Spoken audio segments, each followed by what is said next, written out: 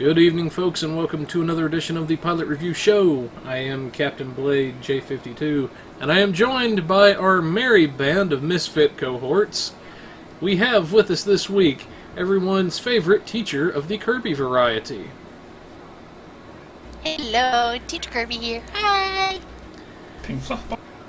And we also have everyone's resident Neela Welcome all. who's apparently talking about pink fluff balls. And That's what he and said. I'm on my resident shitty shot. He would do that. Hey. And also back from the land of Oz, we have our resident Artie. With the rainbow, Hey, from the hello. rainbow dashes. No, enough with that.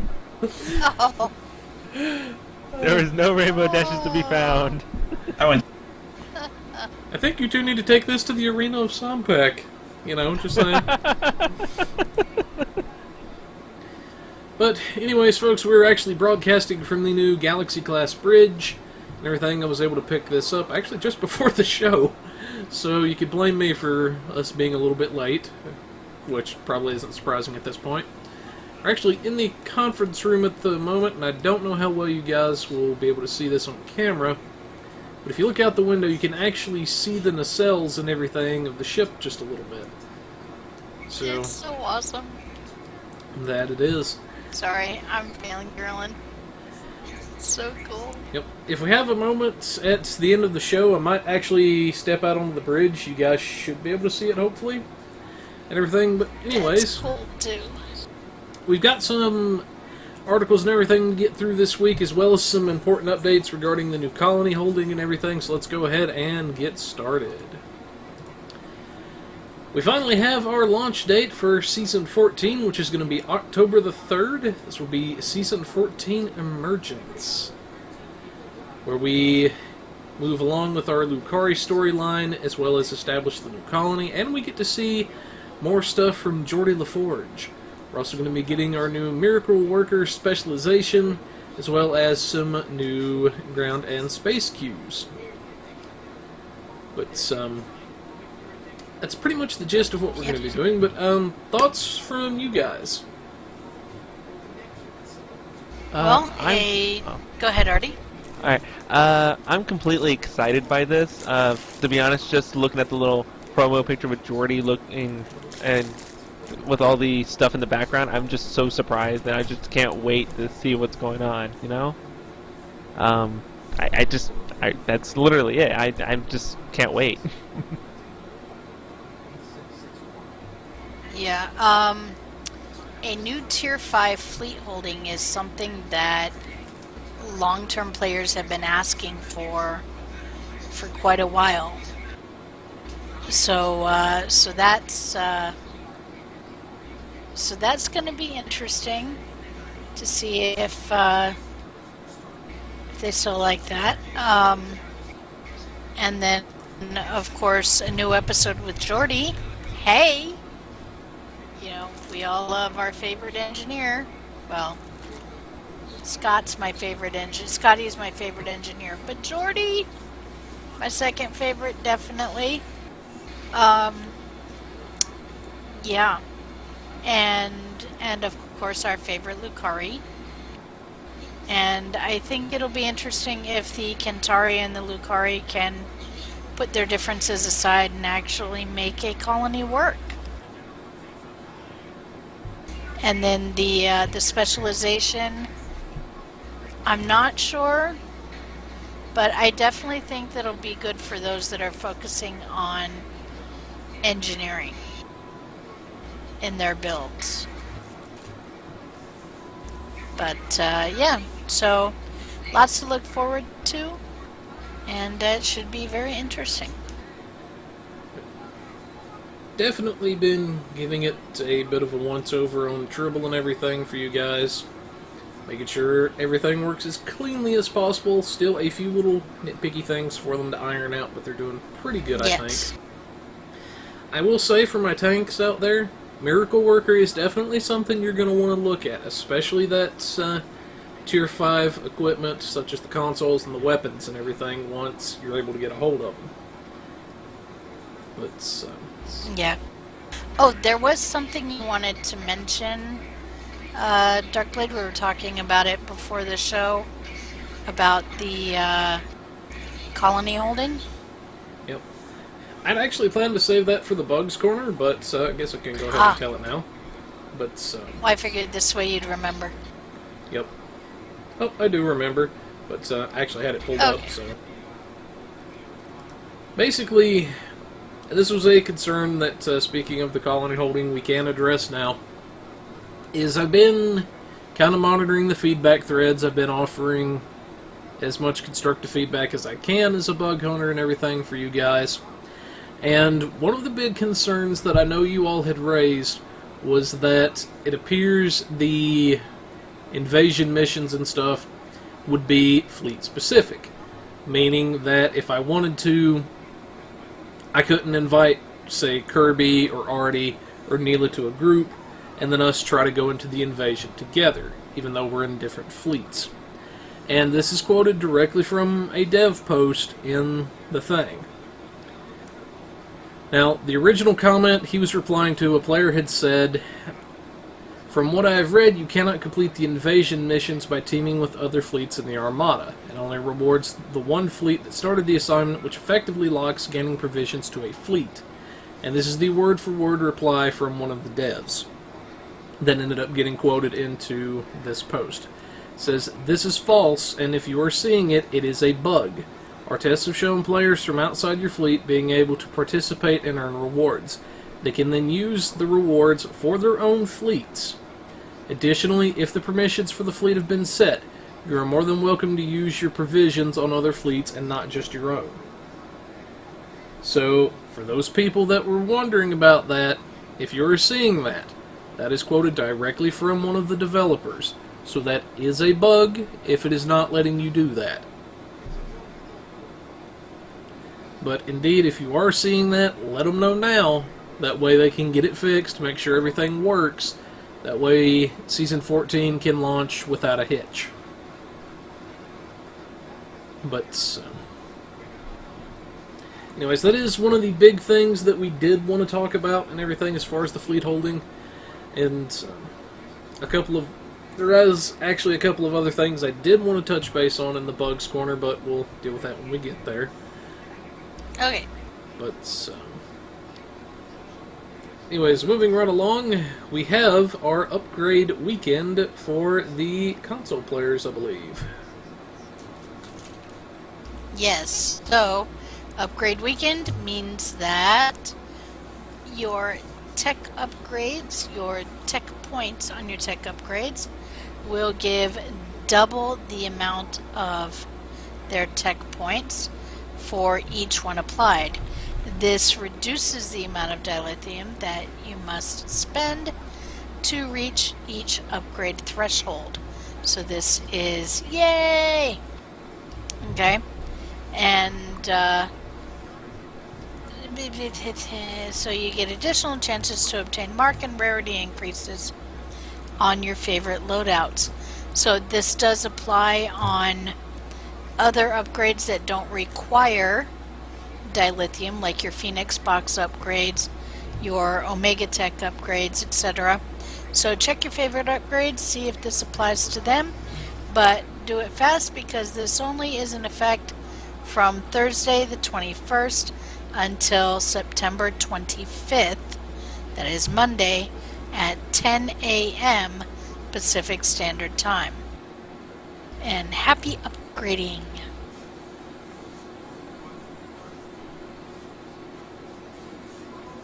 Look, Kirby pretty much hit it on the head. Definitely go out there and maybe you've got a beam you've wanted to upgrade, maybe you've got a shield, whatever it is, this is your time to do it. And to answer the thing that she was saying about the Phoenix upgrades and Omegas, they are indeed affected by the upgrade weekend. Yes. So, Yep. get out there and get your upgrade on. But, moving right along, we have our new RP blog, which is our Baby Steps blog. Yes. Baby steps. Basically, the synopsis of more or less the blog was a couple of Kentari and Lucari are deciding to work together and start their trek to wherever their destination is. I'm leaving it very open-ended so you guys have a chance to read it, so I don't just, give, every bullet point to this. It's a very good read. It shows you basically the mentality of how the Lucari are and the Kentari and where there's some of the differences and why there is definitely some dislike between the two races. But I feel like this is something that's really going to answer some more stuff that we may have in when we get to the new season. So, what do you guys think? Yeah, I definitely think it shows the tension between the two. And like I said, it'll be interesting to see if they can put their differences aside. Especially the difference in the air quality. Yes. Because they look high, do a bunch of perfume into their air. I did not remember reading that, but yeah, that will definitely be something interesting. And like Artie was saying, we don't want to give too much away because we don't want to spoil it for anybody that wants to read it on their own. But yeah, definitely check this out. We'll have a link in the notes to that for you guys so you can see everything, kind of get caught up on where we're at story-wise, I guess. But anyways, we'll have that in the notes. And speaking of notes, we have our PC patch notes for the 21st. Yep. Basically for the patch notes for the 21st of this week, really nothing major. Just a couple, mostly background stuff. Resolved issue that would cause a case of crash relations. Missing journal entries for yesterday's war arc. Fixed two things with Beyond the Nexus.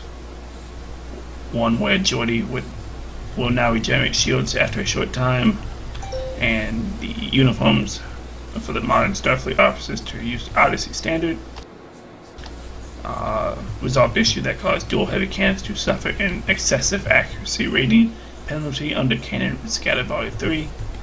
And EPS corruption. Resolved issue that prevented EPS corruption from being activated when Cloak was disabled.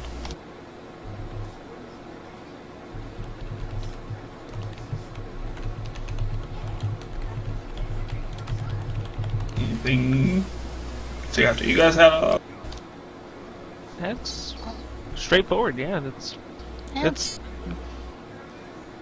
pretty straightforward. I mean, I think it's good they're resolving the issue with the dual heavy cannons having an excessive accuracy rating penalty under cannon scatter volley, so they'll perform better than you've been seeing, but accurately to what was intended.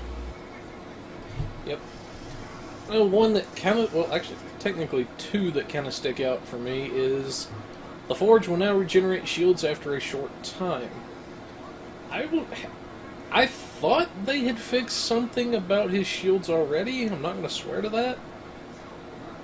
But definitely good to see that. I think the first one was where he would actually have shields, and this one where the shields would regenerate now. Yeah, you can see that. And then the final one resolved an issue that prevented EPS corruption from being activated when Cloak was disabled. In other words, while you were decloaked, you couldn't fire it. So, yeah, that's... especially for people that like to use that ability, I can see why that would be a pain in the rear end. But, Yeah. yeah, that's pretty much it. Not a lot to these notes. We'll post them up for you guys to check out after the show and everything. But, moving right along, we have a nice little fun thing for our Space Barbies out there from the new series that is going to be premiering here pretty soon. We have the Discovery uniforms that have made their way into Star Trek Online. From Thursday the 21st until October the 6th, on that Friday, you will be able to claim for free as an account-wide unlock the Star Trek Discovery uniforms. So if you're somebody that loves to Space Barbie, go out there and get that Space Barbie on. And it's only for Federation. Indeed. I probably should have said that. But... yeah, so, Neela and Artie, you two are the resident Space Barbies of the crew and everything. What's some thoughts from you guys? From what I've seen from jumping straight into, the costuming as soon as I saw it, it's very simple. It's well done for what it is. I haven't seen much of clipping issues from what I've tested so far. It's a pretty good, outfit. You can do a lot with it, really. And I'm still working out on, what all the different variations you can really do with it. But it's really nice, I have to say. I'm switching characters really quick to give you an in-game view of it. He would. Yeah. Don't question me. Don't question me. It's good to have a visual because I didn't have one ready. Which means I'll have to invite his scrub butt back to the bridge, but that's fine. And you get to see, what my character name is again. Now see, for folks out there that don't really get to play with us and everything, Neela is one of those people that he will pick these really weird names, or these really obvious names, such as Satil Shan from the Old Republic, and he will make a character modeled after them. And sometimes he makes me want to slam my head against the desk, because it's just like, really, dude? I mean, who doesn't want to do that, right? Right, of course. Just put X in the chat. It's Neela. Go figure.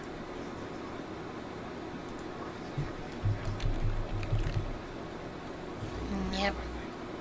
Oh god, I forgot that tune's name. Are we just going to suddenly see the doors explode with fabulous stuff? You're gonna see it explode with something. Yeah. I'm more worried about Neela whenever his friend knows that name made it to air. Oh, boy. Oh my. I see it running towards us on the map. Oh, There. And here we go.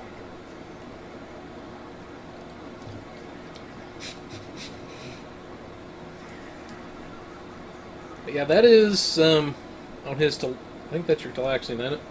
Yep. yes. So you can see this is an example of the female uniform. You can see kind of how it looks and everything. I'm trying to hand the camera around.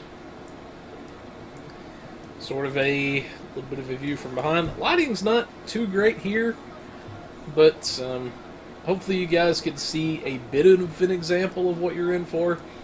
And heck, for a free uniform, I mean, can't really complain. The only thing I didn't go with was the belt. I decided to go with the Terran belt just because dagger. I mean, gotta keep yourself sharp, right? Exactly. Oh, good lord. Just when I thought it was safe to come back onto the bridge, Neela makes me want to lose IQ points. Oh, boy. But anyways, all joking aside, definitely go out there, get the uniforms and everything, if nothing else. It'll be a nice little free thing that you can have. And aside from that, yeah, who can argue with free? Yeah, it's the best price. I'll stick with my Orion slave girl. Admiralty. Slave girl. Anyway. But, moving along, we have our 20% ship sale for the console players. Alright, so last week we had a was it last week? Very recently we had a 20% ship sale for the PC. Now it's on console. Yay. So from Yay! From Thursday, September 21st till Monday, September 25th at 10 a.m. Pacific Time. We are having a 20% ship sale, so you not only get a discount on the ships, but also fleet modules, dry dock slots, and ship upgrade tokens as well. So if you've been looking for a new ship or a ship bundle in the C-Store, now's the time to grab the ship you've always dreamt of commending. So I believe the sale is limited to the bundles that have ships only, but I could be wrong on that. That is correct. We'll have to... Okay, that is correct. Alright, so all ships and dry dock slots in the C-Store at 20% off. Yep, this includes bundles which are comprised of only ships. This does not include bundles that have items other than ships in them. So again, only ships in the bundle. Let's see, ship upgrade tokens, ship upgrade token bundles, and fleet ship modules are all 20% off as well. And each time a player buys a tier 5 ship, they will receive a free upgrade token. The claim for this token will appear in the promotions tab of the C-Store, and when the player clicks claim, try saying that 5 times fast, they will receive a bound account ship upgrade token in their inventory, and the product will disappear from the promotions tab. These tokens stack, so if you buy 3 tier 5 ships at once, you'll get 3 of the promotion upgrade tokens. And there you go. So go out and buy the ship you've always wanted. This is again on console, so PS4 and Xbox One players. Comments, questions? I'm truly happy about this because I've always, whenever I got new ships, I've always wanted to play around with it. I was like, dang, I always get a tier 5 ship and, no upgrade token. Well, this is what I really needed because those upgrade tokens really help out, honestly. Yeah.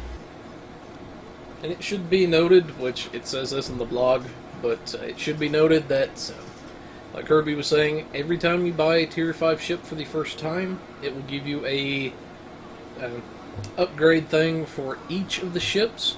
So if you bought the Dyson Mega Bundle, which is 9 ships, you would get 9 individual tokens that you can use to upgrade the different ships. Yes.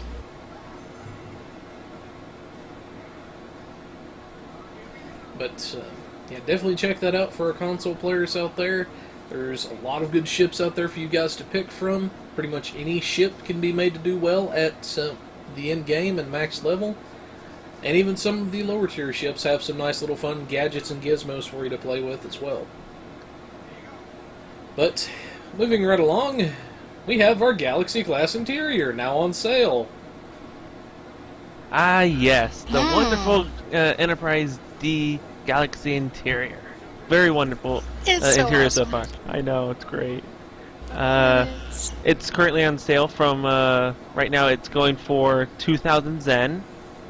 You get basically the bridge, this conference room, a good little 10 forward area, guest quarters, and the ready room. Yeah, the ready room and engineering. Yeah. I just love how it all looks, to be honest. It's just it's all finite detail. You'll be like, hey, I saw that on the episode because it was there on the episode. The ready room has the fish. Yeah, it does. You can actually see the fish swimming around a little bit, I think, too. Yep. It's awesome. But not like we're broadcasting directly from it or anything. Which, not like we're not like we're big fans. But yeah, not like we gave away that this was on sale early on or anything. But, No. But yeah, definitely check that out and everything. They do show all the photos of some of the different areas. And I can say that they definitely went hog wild on this one, as the saying goes. And they went Well- all out on this interior. One of the behind-the-scenes things that I found out while I was in Vegas, talking to and I think it was in the interview, if I remember rightly, talking to the lead design,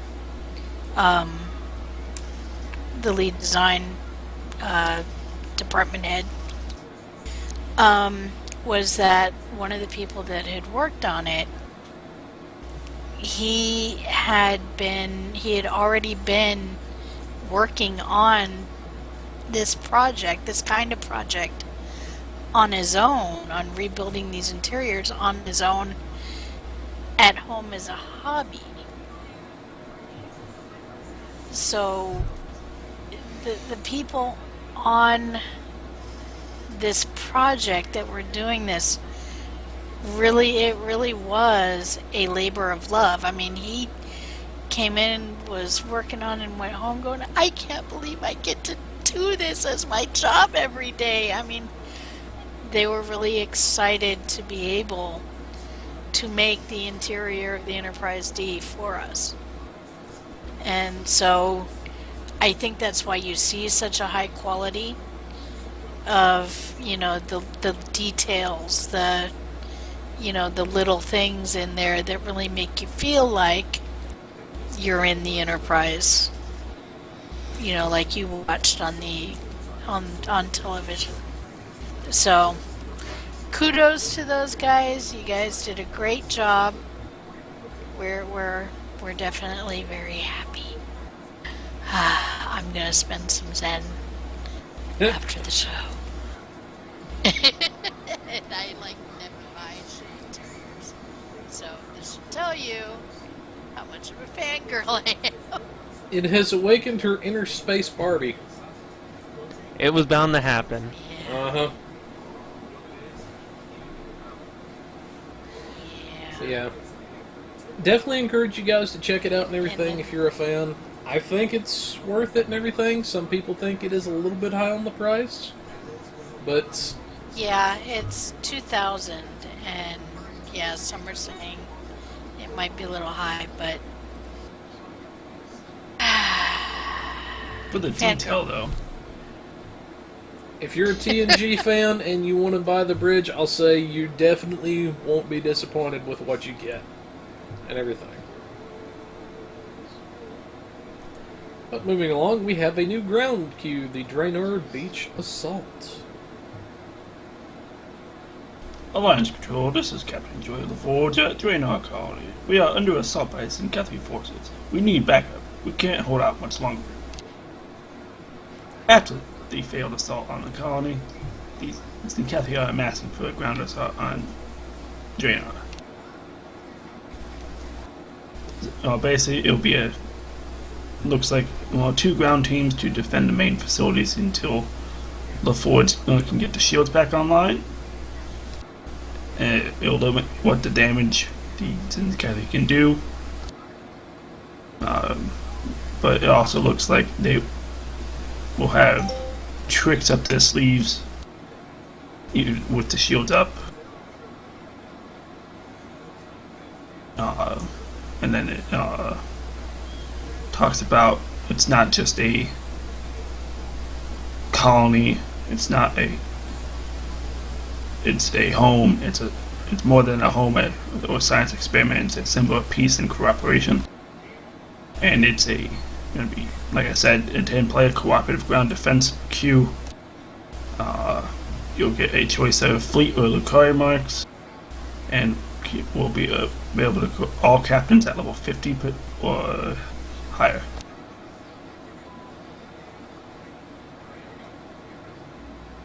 what strikes me in this is it is the first 10-player cooperative ground defense queue.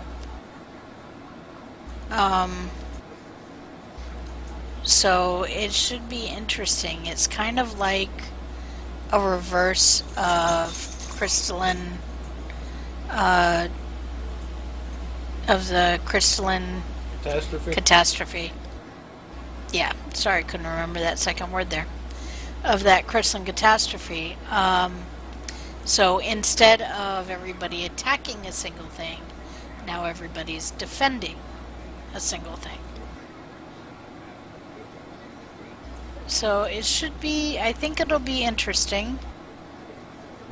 We'll probably have to learn, well, we'll definitely have to learn. But, yeah, there's probably going to be some defending of Geordie. Most definitely. And, definitely killing Zenkathy, which I like killing the Teenage Mutant Ninja Turtles. And she totally went there. And I totally went there. Pizza guy, it's 30 seconds. I'm hungry for turtle soup. What you talking about? Yes, I went. But on a serious note, we should mention that a lot of these queues are already on Tribble. Now is a good time to get a lot of people together. Go check them out, do your testing, figure out your strategies. That way you're not caught with your pants down with your fleet and your friends whenever everything hits holodeck. Plus it helps the devs out to find bugs and all that good stuff as well. Yes, I was gonna say, plus the more people they get on playing it and going to the feedback blog and reporting bugs they find, the more they can fix these bugs before it gets to holodeck server. So give it a try. Yeah, sorry, feedback forum. Yep. Hey, my meds have been really affecting me today. You do not want to know. So. These tongue-tied Kirby moments brought to you by Oxcarbazepine. Oxcarbazepine, wholly owned subsidiary of Quark Enterprises. There you go. Actual results may vary. Yeah, I kind of had to go there just a little bit. Anyway, yeah. Yeah, that's Anyway. that pretty much concludes our articles and everything for the moment. And everything, so we'll have all this stuff in the notes for you guys to check it out. I will, as a solid to you guys, I'll link the official thread in the notes at the end of the show for you guys, so you can go on there, you can report issues that you're seeing, you can see everything that I've been reading that's directly from the devs, and you'll be able to see what we're talking about, and join in on the discussion. As always, please keep the feedback constructive, everything. That way they can actually do some good with it and everything. But moving along, since we had our Galaxy class interior, might have gave a little tip as to what our budget build is going to be for this week. And this week around we have a Fleet Andromeda class exploration cruiser in honor of the new Galaxy class interiors. Now, the Galaxy class, whenever it got a new Tier 6 version, was the Andromeda. So, we decided to go with this particular ship and everything. The Fleet version we wanted to go with just as something different.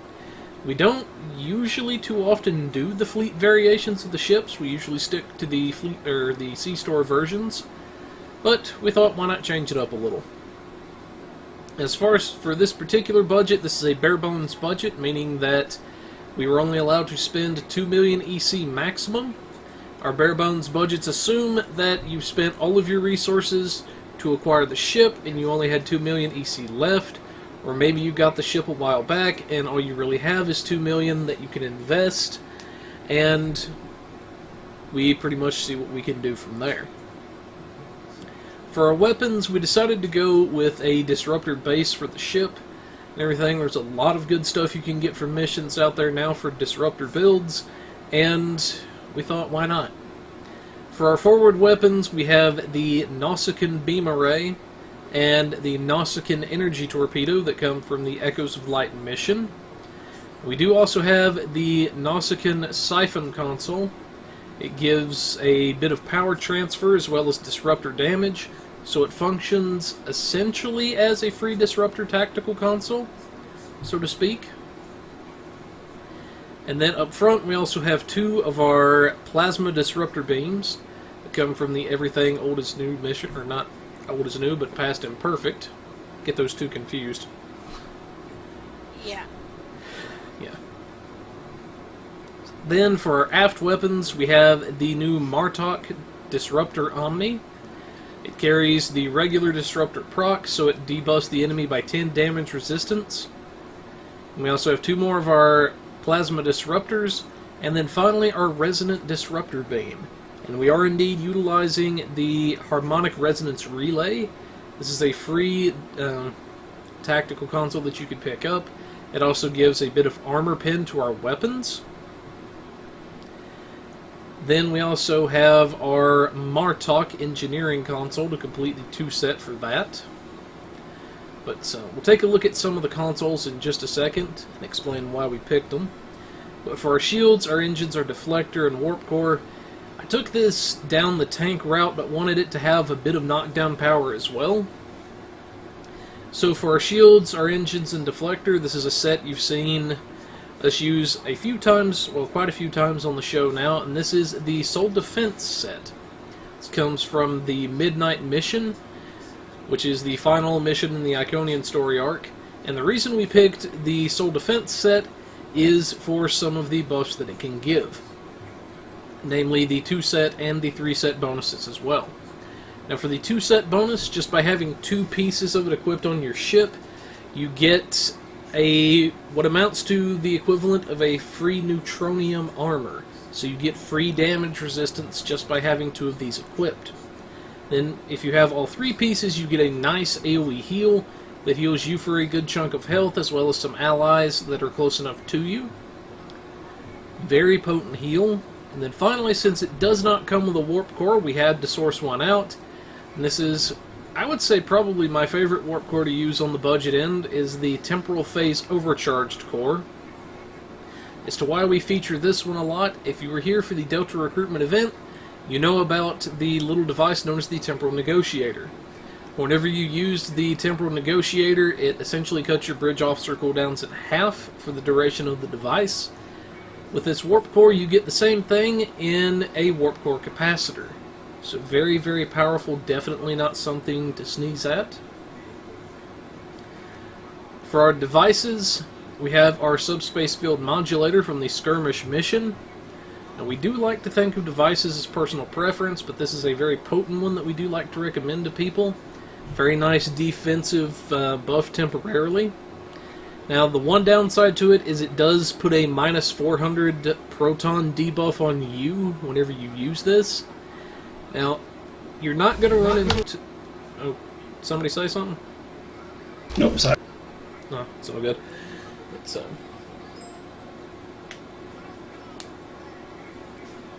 dang it, Neela.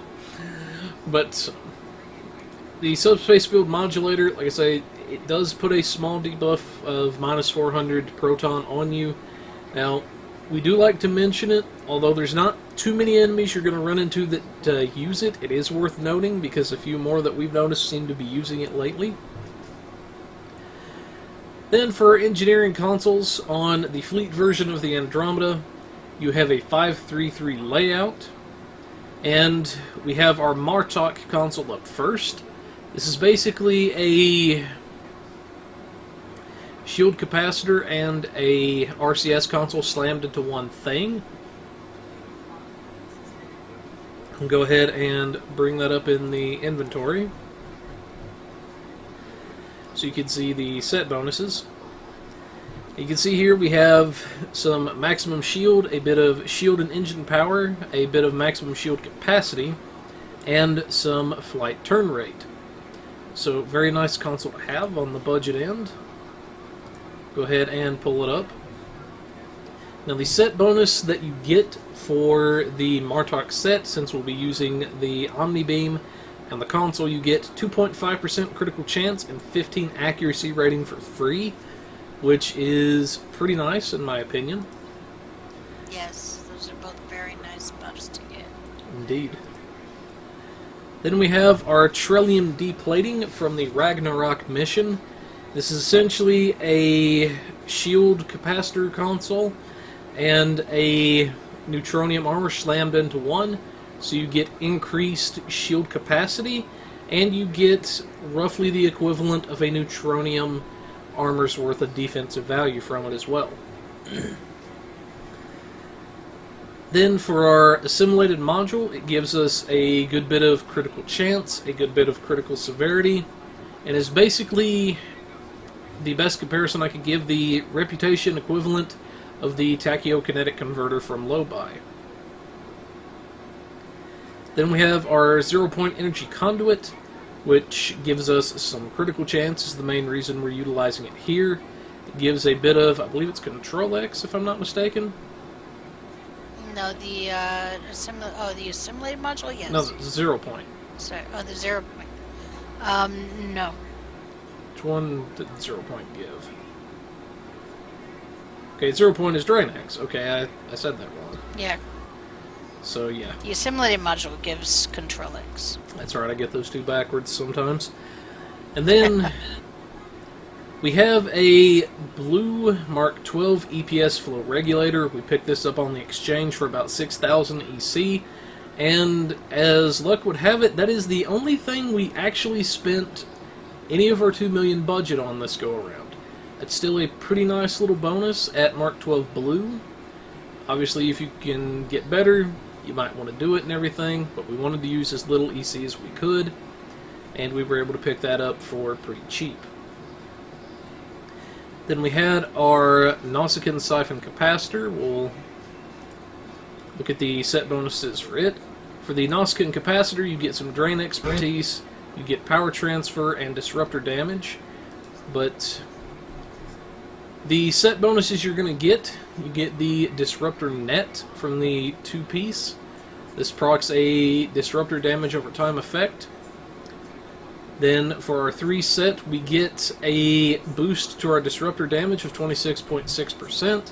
So if you have all 3 pieces, you're essentially getting the equivalent of 2 Disruptor Tactical Consoles in addition to the normal effects. And you also get a plus 50 Starship Hull pin for your Starship weapons. So you're going to be having quite a bit of armor bypass with this setup.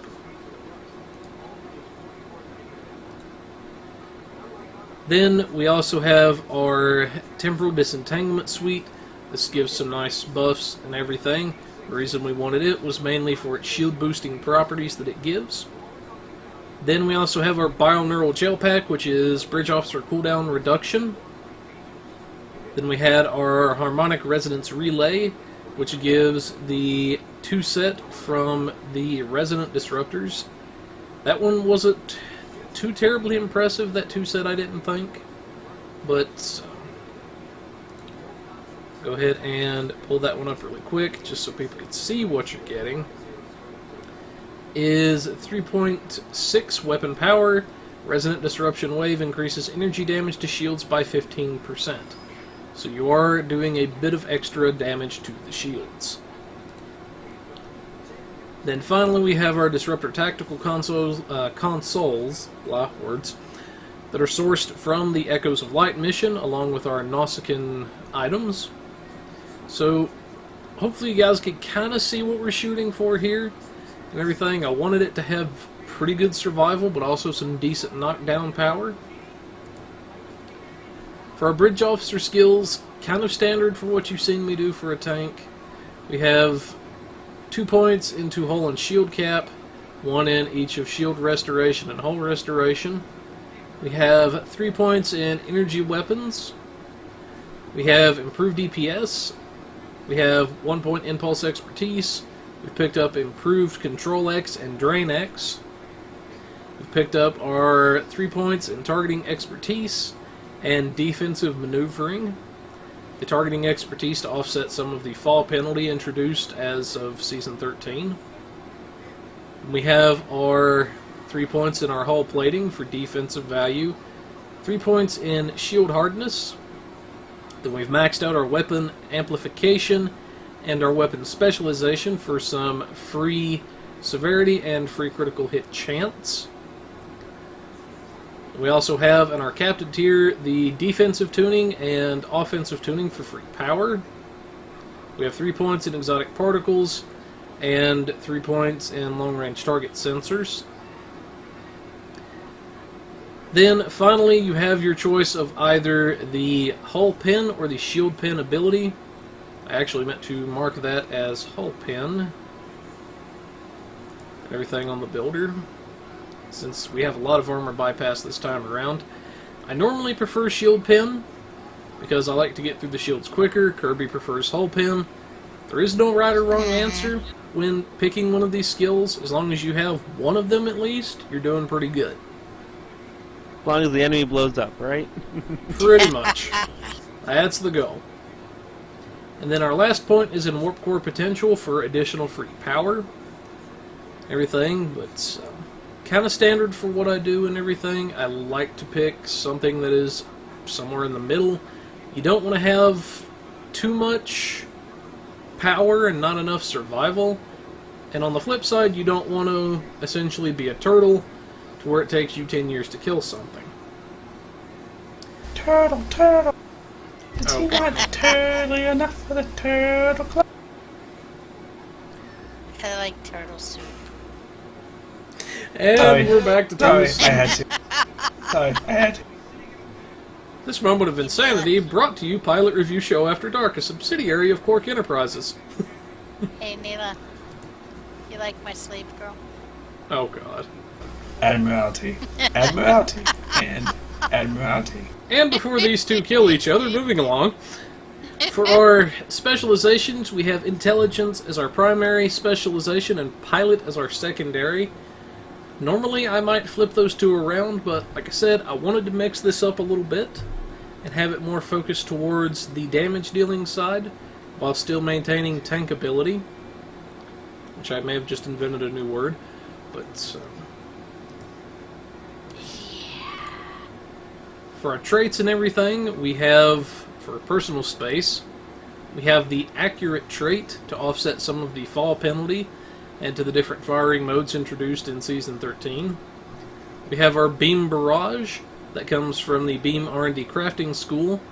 We always like to assume that you've leveled at least one crafting school as you're bringing a tune up, so you can make stuff for yourself and stuff to sell for EC. Then we also have our Beam Training, which is free beam damage. We also have Elusive for free defensive value. Fleet Coordinator for free damage. And then because the builder defaults to an engineer, this is the Grace Under Fire trait, which is career specific to engineers.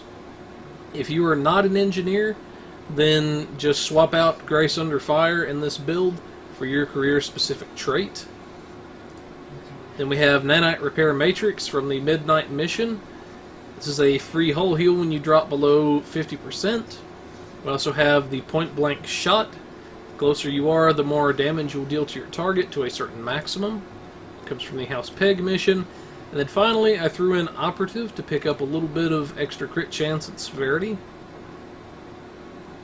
Then for our Starship traits, we have the Improved Predictive Algorithms, because I figure since you're using Intel, you're going to be able to pick that up anyway. We have our Pedal to the Metal. While you're at full throttle, you get a bit of extra damage. Then we have the Explosive Polarity Shift that actually comes with the C-Store version. I figured if you've got the Fleet version, it's not unreasonable to assume that you've got the C-Store version of the ship as well. Then finally we have the Best Defense, which is another free trait from House Peg. Your attack patterns grant a hull healing buff along with normal effects. For our Space Reputation abilities, we have Advanced Targeting Systems for free severity. Chronocapacitor Array for free Bridge Officer cooldown reduction. Precision for free critical hit chance. And then because this is a cruiser and it can be a bit slow to turn, I went with the Advanced Engines as our fourth thing, which is free turn rate and flight speed. For active reps, we have Anti-Time Entanglement Singularity, Biomolecular Shield Generator, which is the big green ball you see people using that buffs their shields for them and their team. Deploy Sensor Interference Platform. This is more of an emergency power.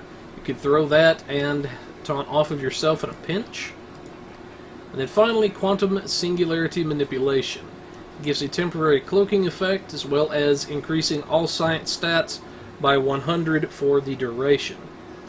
Now, a combo we always like to recommend is pop your quantum singularity manipulation first, then perhaps any other exotic buffs you have, then throw something like your anti-time entanglement singularity behind that.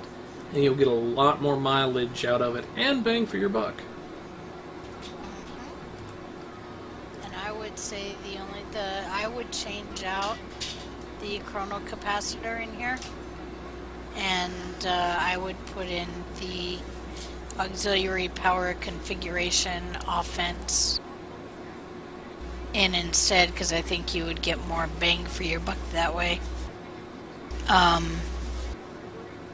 Just because that's the only time reducing ability that I see, so you're not going to get...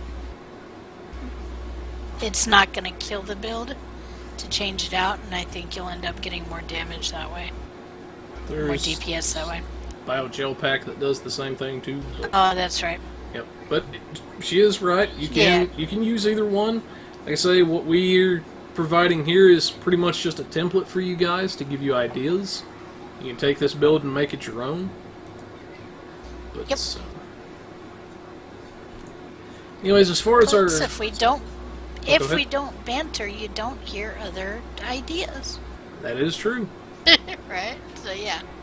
Then for our bridge officer powers, you have an Ensign Universal, Lieutenant Commander Tactical, Lieutenant Commander Engineering / Command, Commander Engineering, and Lieutenant Science for the ship. Now, as far as our tactical powers, we used a Tactical Team 1, a Beta 1, and a Fire at Will 3 for our tactical abilities on that seat. For the Ensign seat, we gave it a Torpedo Spread 1, so we turned that into a tactical seat. Then for our Commander Engineering seat, we did a Engineering Team 1 for the hull healing, reverse shield polarity, to recharge our shields, and it will also set off our explosive polarity shift trait. Then we also have our Emergency Power to Weapons 3. Then finally our Warp Bubble 3. Everything. Warp Bubble is a nice defensive power that debuffs all of the enemies within 4 kilometers of you, and essentially at the 3rd rank will cut their damage in half for the duration.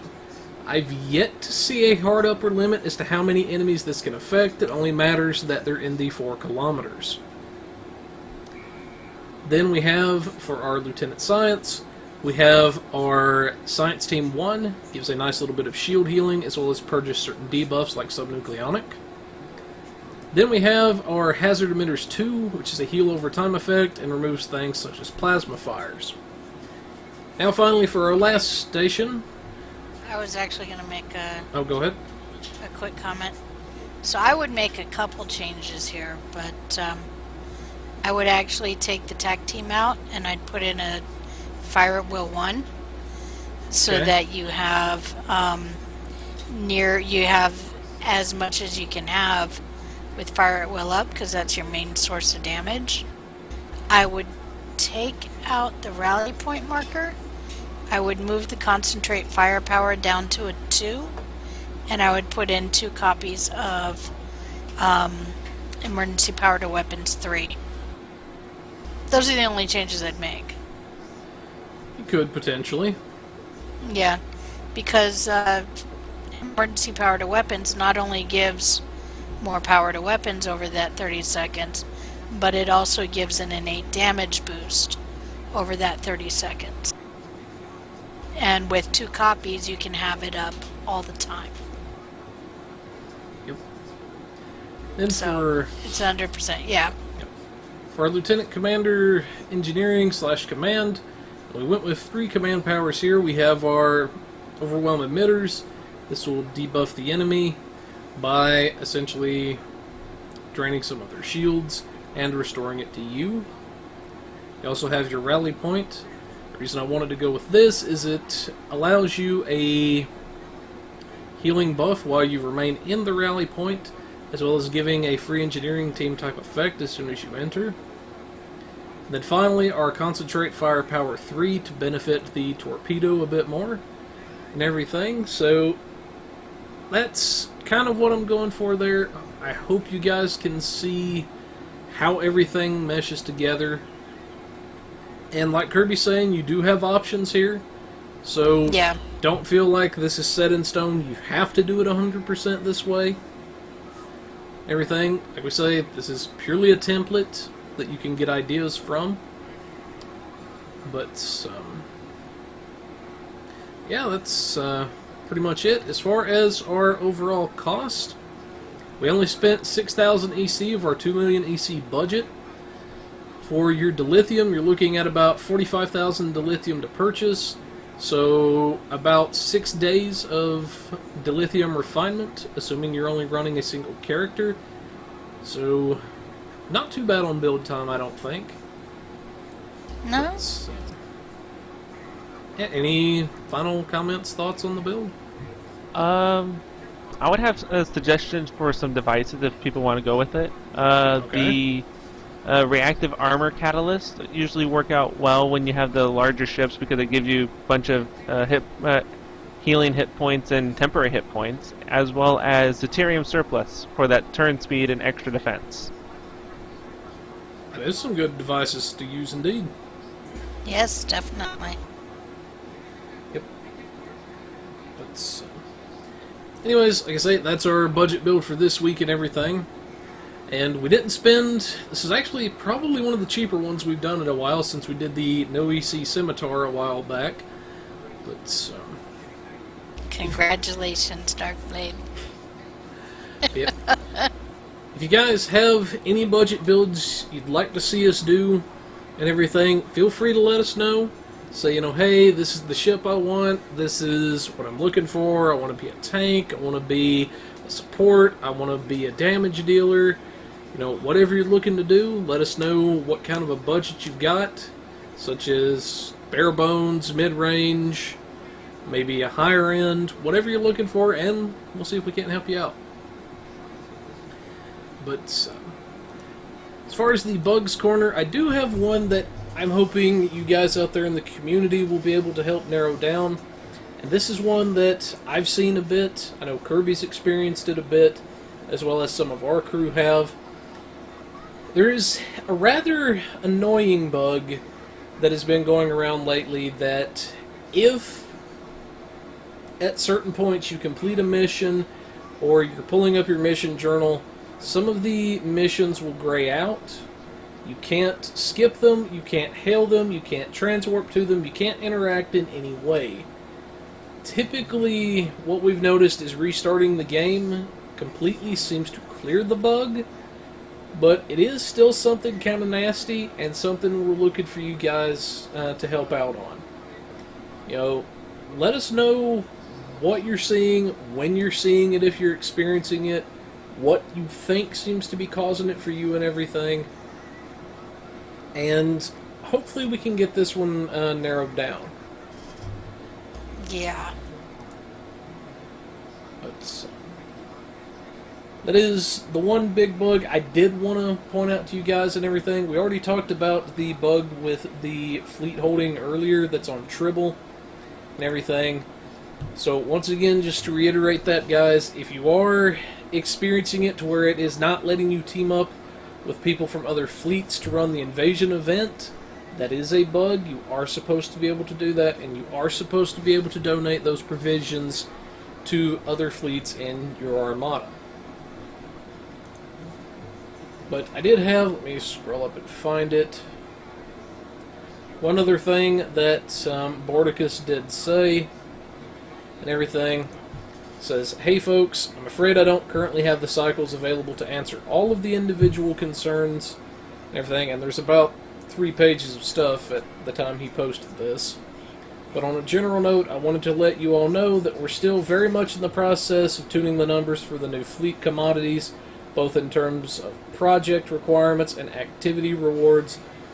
We're looking to make a series of changes soon, which should appear on Tribble sometime the next week if all goes according to plan. It says, until we finalized what those changes will be, that's all the info I can offer for now. Please keep your constructive feedback coming and keep an eye on Tribble patch notes to see if your concerns get addressed.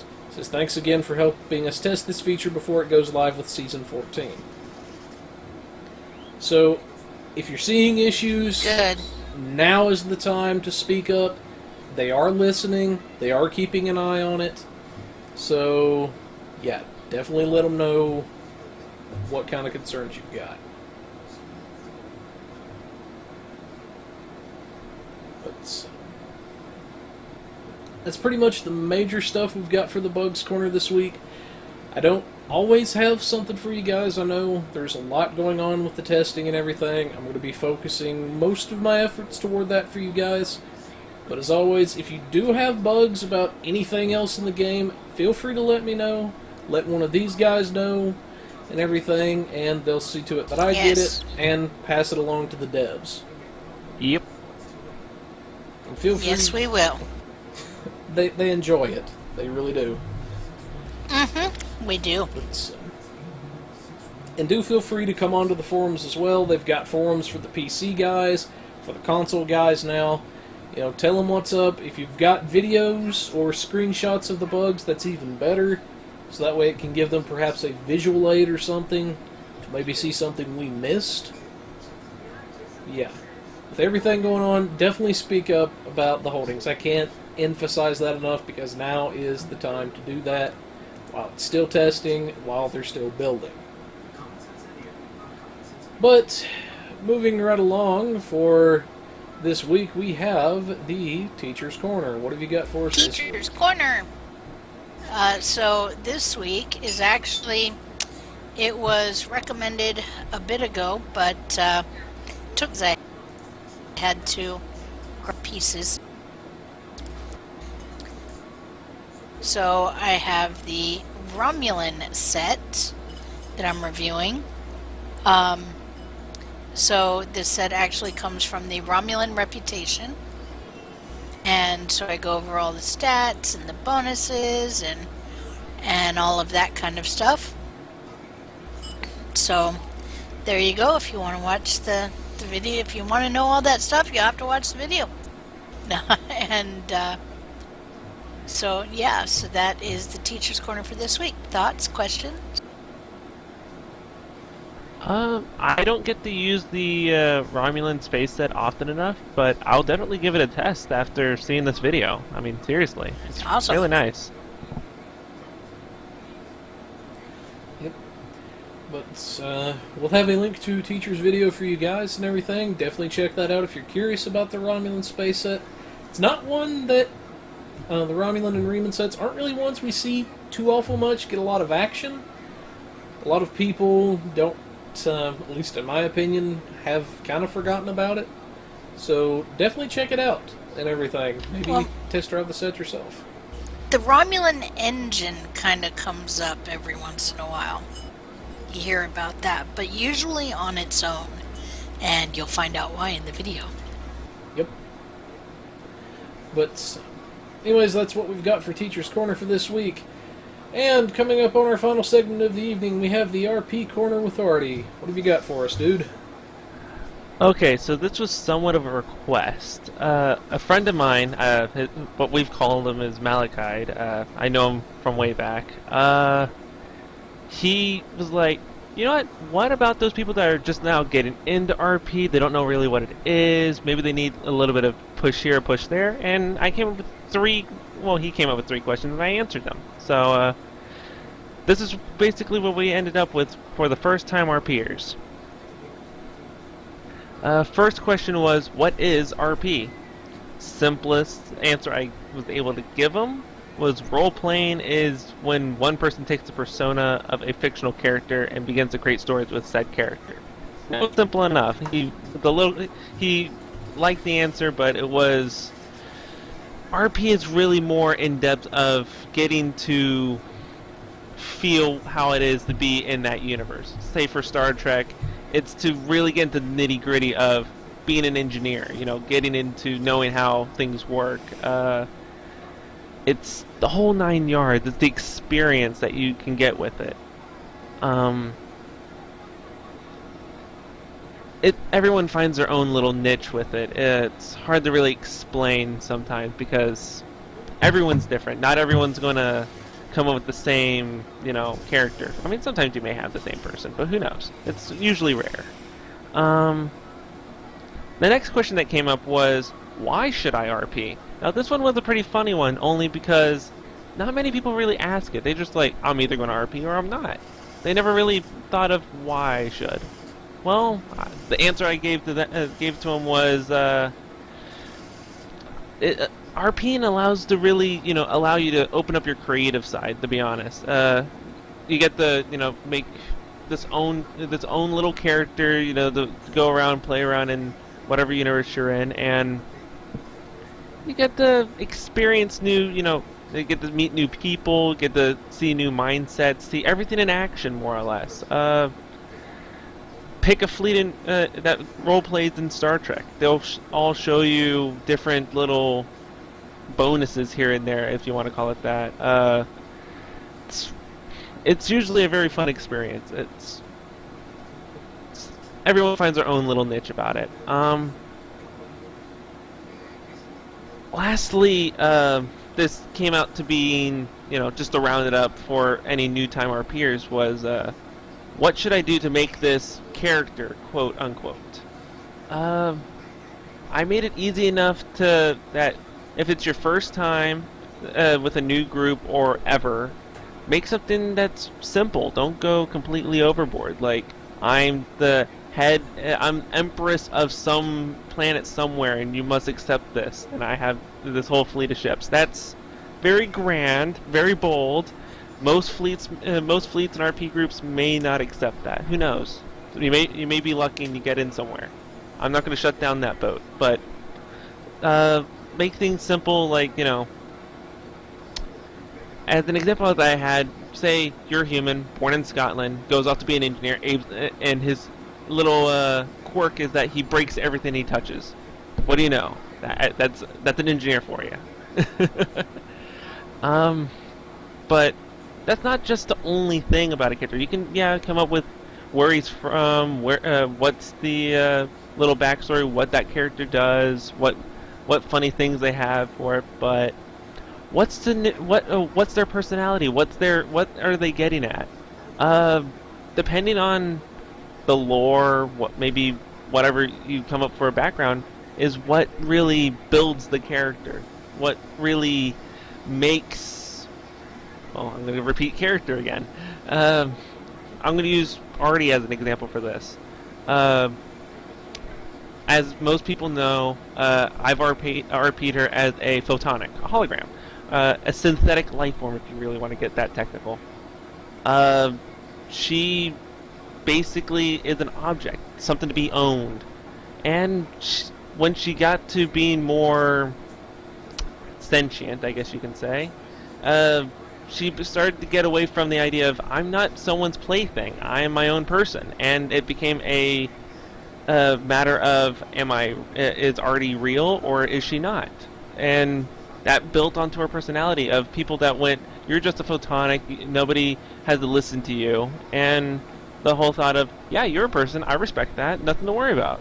No, there's no reason to classify Artie as not being alive, because it's nonsense. There's no reason to really say it. But it built onto the whole background of how Artie saw the world, really, because when there was people that would go, yeah, you're not an actual person, you're just a piece of code put together and a bunch of light particles bouncing off force fields, she never really liked those people, only because they usually ended up being bad people. It just happens. Other people, they just don't know better, but who knows? But simply enough, it's to RP, to make a character, the whole 9 yards. It's an experience. You're never going to get it on the first try. It's something to definitely play around with. My only suggestion is best of luck. The group that you're going to RP with, they may help, they may harm. It's an experience. Who knows? You got to try it. That's about it. Good luck. Interesting things to think about. Indeed. But definitely a good starting point there from our resident RP hologram. But, anyways, folks, that concludes our show for this week and everything. Not as much as we had the last couple of times, thankfully, and everything, but yeah, no, the reading was killing me. But anyways, folks, please go check out our good friends over at the Kurtang Pirate Radio. Very good bunch of people and everything that have been kind enough to work with us, to sponsor us and everything. Be sure to check out our friends over at the Temporal Armada, the radio program over there. Both of those groups are very good people. Highly recommend you check it out if you're looking for good quality entertainment. As always, please feel free to submit any budget builds you have for us, you're wanting us to do. Everything, let us know what you're after. Let us know your budget, your ship, your goals for the ship, and we'll see if we can't help you out. As well as if you have any requests for help with piloting, feel free to let us know. Let us know what your goals are as a pilot, and we'll see if we can't help you out and get you to where you're wanting to go. But as always, folks, thanks for tuning in and everything. Without you guys, we wouldn't have a show. But for now, folks, this is the Pilot Review Show, and we're warping on out of here. Bye. See ya. Alon C.